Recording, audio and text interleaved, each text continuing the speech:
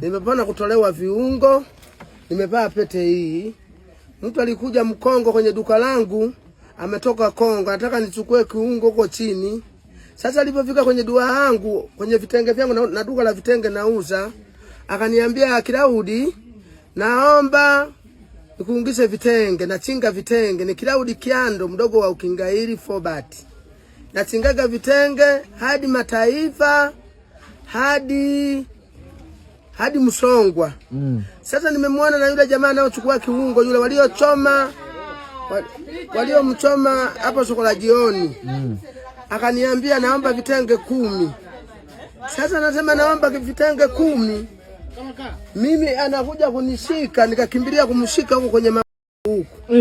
Niliposhika kwenye nilipiga ngumi moja, akaanguka kule.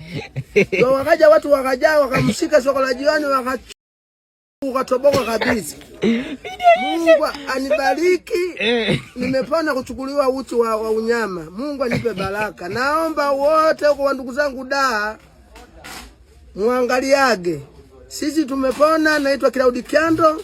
Mimi nimechukulia dawa Sumbawanga, ni mchawi sana, hata niweza. Ni mtu maarufu kwenye uchawi, nimeua watu sana Makete. Yaani ni mtu tajiri. Alitaka ni uwe huyu Mkongo achukue kiungo changu, ameshindwa. Eti ningefanya nini kwa mke wangu angebeba kiungo changu hiki? Tena mimi ni mzuri sana, hata viungo vyangu vizuri.